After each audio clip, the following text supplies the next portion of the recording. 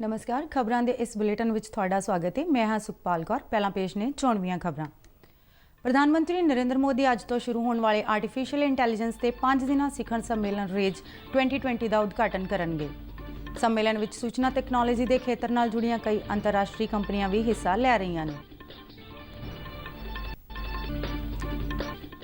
केंद्रीय सेहत मंत्री डॉक्टर हर्षवर्धन ने कहा है कि कोविड-19 नाल नजिठण लई देश विच कोविड-19 टीका अगले वरे जुलाई तक तैयार होण जाण दी उम्मीद है। कोविड-19 नूं विश्वव्यापी चुनौती दसदिआं सारे ही देशां नूं इस दे खात्मे लई विश्व पੱਧਰ ते हल ਲੱਭਣ ਦੇ ਯਤਨ ਕਰਨ ਲਈ ਆਖਿਆ। ਡੀਡੀ ਨਿਊਜ਼ ਵੱਲੋਂ ਅੱਜ ਤੋਂ ਕੋविड-19 ਤੋਂ ਬਚਾਅ ਲਈ ਮਾਸਕ ਅਪ ਇੰਡੀਆ ਮੁਹਿੰਮ ਸ਼ੁਰੂ ਕੀਤੀ ਗਈ। केंद्रीय मंत्री राव साहिब दानवे ने कहा है कि केंद्र सरकार ने स्वामीनाथन कमिशन ਦੀਆਂ सिफारिशां ਨੂੰ लागू करना शुरू कर दिता है। केंद्रीय खपतकार बारे मंत्रालय अनुसार खरीफ सीजन दौरान झोने की खरीद लिए 1082 करोड़ रुपए की रकम किसानों को अदा की गई है। लोक जनशक्ति पार्टी ने कहा है कि वह बिहार विधानसभा ਦੀਆਂ ਚੋਣਾਂ इकल्लियां लड़ेगी।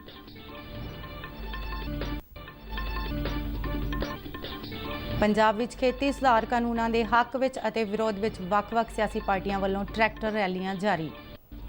भाजपा के पंजाब प्रधान अश्विनी शर्मा ने पठानकोट विच ट्रैक्टर रैली की अगवाई करके खेती कानूनों के समर्थन विच आवाज़ बुलंद की। कांग्रेसी आगू राहुल गांधी, मुख्यमंत्री कैप्टन अमरिंदर सिंह अते सूबा कांग्रेस प्रधान सुनील जाखड़ ने मोगा जिले के बदनी कलां विच ट्रैक्टर रैली करके कानूनों प्रति विरोध जताया।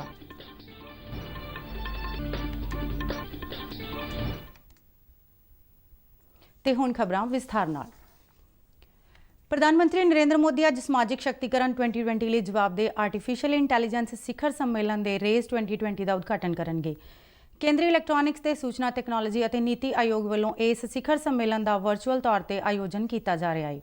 अज तो 9 अक्तूबर तक चलण वाले इस विश्व पद्धरी शिखर सम्मेलन में विश्व के कई मन्ने परमन्ने सूचना तकनोलॉजी माहर माइक्रोसॉफ्ट वर्गियां कंपनियां के प्रतिनिधि हिस्सा लै रहे हैं। नीति आयोग के मुख्य कार्यकारी अधिकारी अमिताभ कांत ने दिल्ली में पत्रकारों को दस्सिया कि इस शिखर सम्मेलन में आर्टिफिशियल इंटैलीजेंस उपर खोज नीति और नवीनता के कामों नाल जुड़े कई देशों के माहर प्रतिनिधि हिस्सा लै रहे हैं। इलैक्ट्रॉनिक्स ते सूचना तकनोलॉजी मंत्रालय के सकत्तर अजय प्रकाश सानी ने कहा कि भारत कोल आर्टिफिशियल इंटैलीजेंस लिए तैयार कारजबल बनाने की काबलियत और संस्थागत समर्था है, जिस नाल कई समाजिक मुद्दों को हल करने में मदद मिलेगी। यह प्रोग्राम प्रधानमंत्री नरेंद्र मोदी के विजन से आधारित है और जल्दी ही भारत आर्टिफिशियल इंटैलीजेंस के खेत्र में अंतरराष्ट्रीय भाईचारे की अगवाई करने वाला देश ही नहीं बन जाएगा, बल्कि समाजिक शक्तिकरण लिए भी जवाबदेह आर्टिफिशियल इंटैलीजेंस लिए विश्व को रस्ता दिखावेगा। प्रधानमंत्री नरेंद्र मोदी की सबदा साथ सबदा विकास प्रोग्राम आर्टिफिशियल इंटैलीजेंस को देश दी सारियां ही रणनीतियों लिए समूचे तौर पर मजबूत बनावेगा।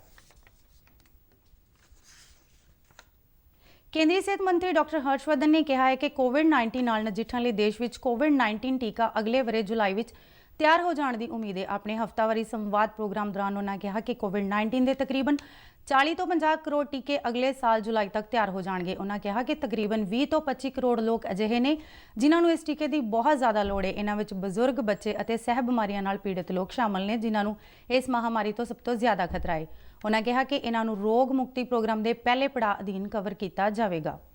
Government is working round the clock to ensure that there is a fair and equitable distribution of vaccines once they are ready. Just like everywhere else in the world, our government's utmost priority is how to ensure vaccines for each and everybody in the country. There is a high-level expert body going into all aspects of the vaccine, including those that you have raised. कोविड-19 नाल जुड़े मुद्दों पर चर्चा की विशेष लड़ी के चौथे अंक दौरान एक सवाल के जवाब में सेहत मंत्री ने कहा कि सरकार ने सेहत मंत्रालय अधीन कई उच्च पद्धरी कमेटियों का गठन किया है तां जो देश में तीजे पड़ाव के चल रहे टीकों के परीक्षणों के समयबद्ध नतीजों बारे जानकारी हासिल की जा सके। उन्होंने कहा कि सरकार टीका तैयार करने वाली कंपनियों नाल भी चर्चा कर रही है तां जो टीके के भंडार और सप्लाई के कामों में तेजी लियादी जा सके। कोविड-19 को एक विश्वव्यापी चुनौती दसदियां डॉक्टर हर्षवर्धन ने कहा है कि सारे ही देशों को इस महामारी के खात्मे लिए विश्व पद्धर ते हल लभण लई यतन करने चाहिए ने।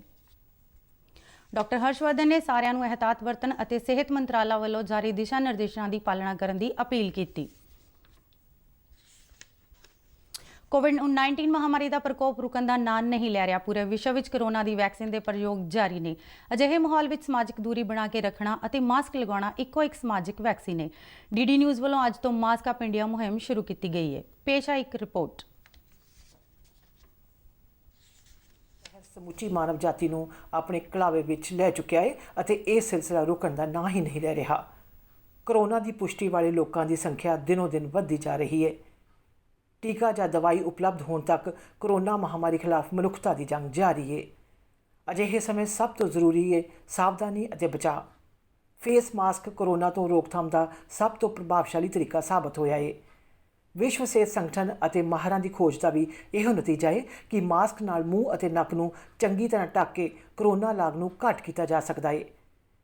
बिना मास्क या फेस कवर के घर से बाहर निकलने की अभी कल्पना करना भी सही नहीं है। ये जितना खुद उस व्यक्ति के लिए खतरनाक है उतना ही उसके आसपास के लोगों के लिए भी। ਕੋਰੋਨਾ ਤੋਂ ਬਚਾਅ ਲਈ ਮਾਸਕ ਪਾਉਣ ਦੇ ਨਾਲ ਹੀ ਇਹ ਵੀ ਜ਼ਰੂਰੀ ਹੈ ਕਿ ਮਾਸਕ ਨੂੰ ਸਹੀ ਤਰੀਕੇ ਨਾਲ ਪਾਇਆ ਜਾਵੇ। ਬਹੁਤ ਲੋਕ ਮਾਸਕ ਨਾਲ ਨੱਕ ਅਤੇ ਮੂੰਹ ਨੂੰ ਸਹੀ ਢੰਗ ਨਾਲ ਨਹੀਂ ਢੱਕਦੇ, ਜਿਸ ਨਾਲ ਲਾਗ ਦਾ ਖਤਰਾ ਬਣਿਆ ਰਹਿੰਦਾ ਹੈ। ਤੁਸੀਂ ਵੀ ਡੀਡੀ ਨਿਊਜ਼ ਦੀ ਖਾਸ ਮੁਹਿੰਮ ਮਾਸਕ ਅਪ ਇੰਡੀਆ ਨਾਲ ਜੁੜੋ। ਮਾਸਕ ਪਾਓ ਅਤੇ ਆਪਣੇ ਮੂੰਹ ਅਤੇ ਨੱਕ ਨੂੰ ਚੰਗੀ ਤਰ੍ਹਾਂ ਢੱਕੋ। ਆਪਣੇ ਪਰਿਵਾਰ ਦੇ ਮੈਂਬਰਾਂ ਅਤੇ ਦੋਸਤਾਂ ਨੂੰ ਮਾਸਕ ਪਾਉਣ ਲਈ ਕਹੋ। ਕੋਰੋਨਾ ਨੂੰ ਹਰਾਉਣਾ ਹੈ, ਮਾਸਕ ਜ਼ਰੂਰ ਲਗਾਉਣਾ ਹੈ। Mask up India.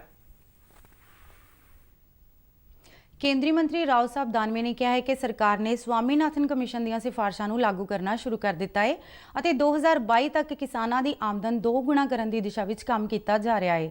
ਮਹਾਰਾਸ਼ਟਰ ਦੇ ਉਸਮਾਨਾਬਾਦ ਵਿੱਚ ਉਹਨਾਂ ਕਿਸਾਨਾਂ ਨੂੰ ਭਰੋਸਾ ਦਿੱਤਾ ਕਿ ਖੇਤੀ ਸੁਧਾਰ ਕਾਨੂੰਨਾਂ ਨਾਲ ਘੱਟੋ-ਘੱਟ ਗਰੰਟੀ ਮੁੱਲ ਜਾਂ ਖੇਤੀ ਉਤਪਾਦਾਂ ਦੀ ਵਿਕਰੀ ਲਈ ਮੰਡੀਆਂ ਤੇ ਕੋਈ ਅਸਰ ਨਹੀਂ ਪਵੇਗਾ, ਬਲਕਿ ਕਿਸਾਨਾਂ ਨੂੰ ਆਪਣੀ ਪੈਦਾਵਾਰ ਵੇਚਣ ਲਈ ਹੋਰ ਕਈ ਵਿਕਲਪ ਮਿਲ ਸਕਣਗੇ। ਦਾਨਵੇ ਨੇ ਕਿਹਾ ਕਿ ਪ੍ਰਧਾਨ ਮੰਤਰੀ ਨਰਿੰਦਰ ਮੋਦੀ ਦੀ ਅਗਵਾਈ ਵਾਲੀ ਕੇਂਦਰ ਸਰਕਾਰ ਨੇ ਕਿਸਾਨ ਕ੍ਰੈਡਿਟ ਕਾਰਡ, ਪ੍ਰਧਾਨ ਮੰਤਰੀ ਫਸਲ ਬੀਮਾ ਯੋਜਨਾ ਅਤੇ ਪ੍ਰਧਾਨ ਮੰਤਰੀ ਸਿੰਚਾਈ ਯੋਜਨਾ ਸਮੇਤ ਕਈ ਯੋਜਨਾਵਾਂ ਸ਼ੁਰੂ ਕੀਤੀਆਂ ਨੇ। ਨਵੇਂ ਖੇਤੀ ਕਾਨੂੰਨਾਂ ਬਾਰੇ ਲੋਕਾਂ ਨੂੰ ਗੁੰਮਰਾਹ ਕਰਨ ਲਈ ਵਿਰੋਧੀ ਪਾਰਟੀਆਂ ਦੀ ਆਲੋਚਨਾ ਕਰਦਾ ਉਹਨਾਂ ਕਿਹਾ ਕਿ ਵਿਰੋਧੀ ਪਾਰਟੀਆਂ ਇਹਨਾਂ ਬਾਰੇ ਗਲਤ ਪ੍ਰਚਾਰ ਕਰ ਰਹੀਆਂ ਨੇ ਅਤੇ ਲੋਕਾਂ ਨੂੰ ਉਹਨਾਂ ਦੇ ਬਹਿਕਾਵੇ ਵਿੱਚ ਨਹੀਂ ਆਉਣਾ ਚਾਹੀਦਾ।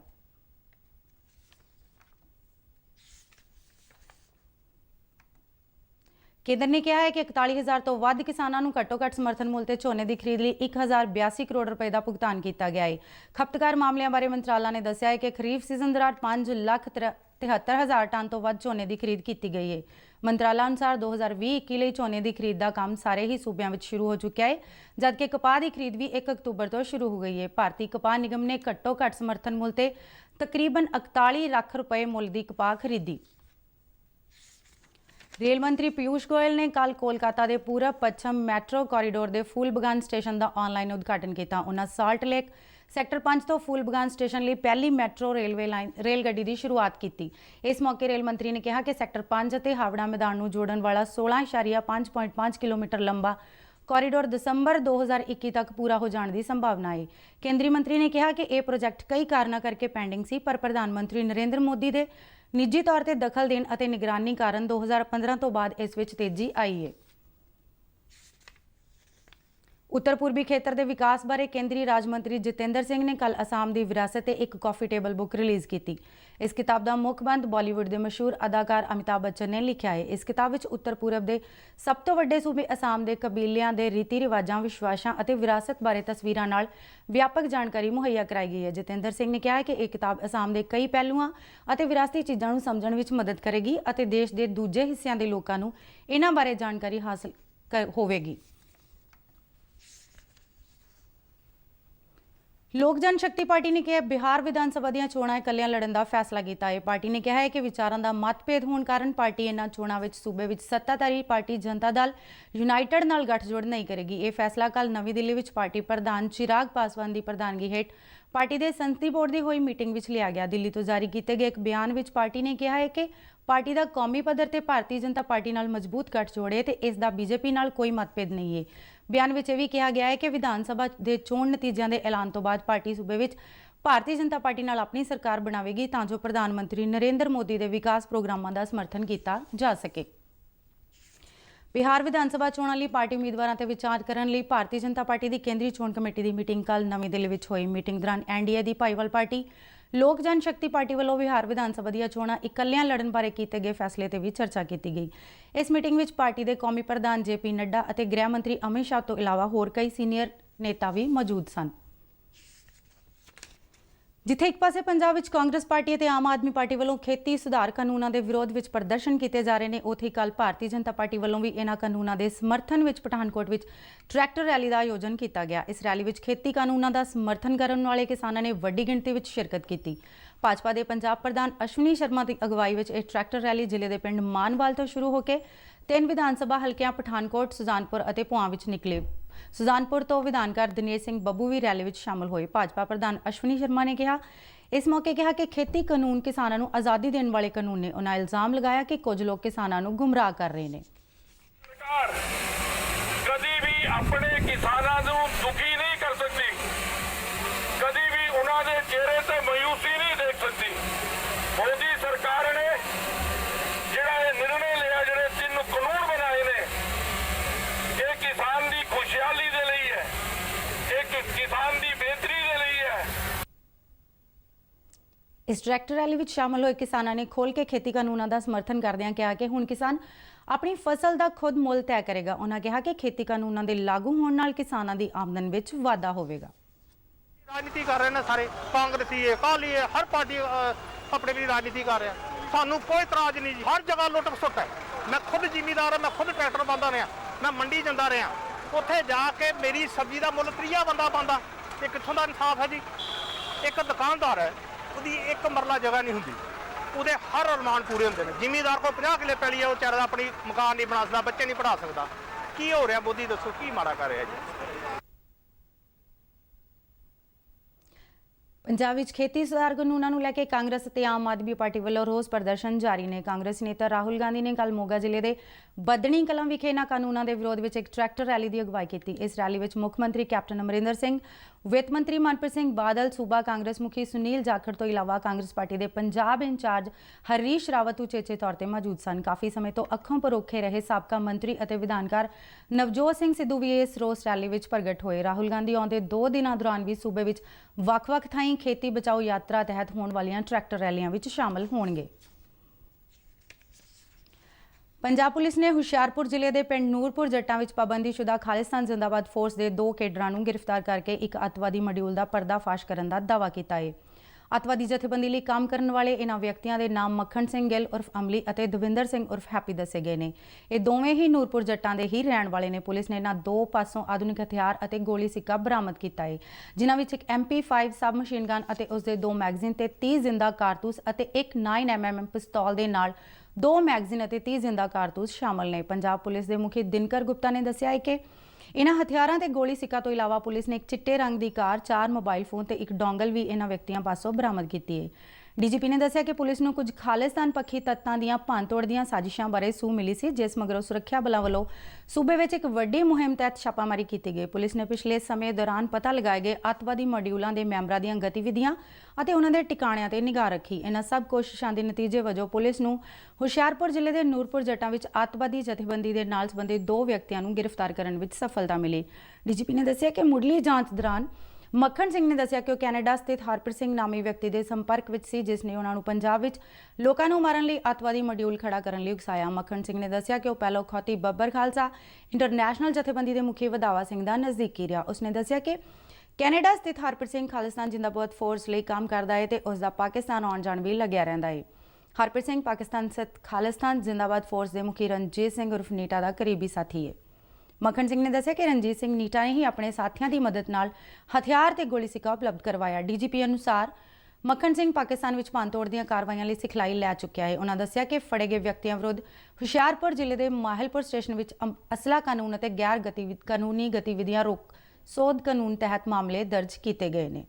ਇਸ ਦੇ ਨਾਲ ਹੀ ਖਬਰਾਂ ਦਾ ਇਹ ਬੁਲੇਟਿਨ ਸਮਾਪਤ ਹੁੰਦਾ ਹੈ। ਆਗਿਆ ਦਿਓ। ਨਮਸਕਾਰ।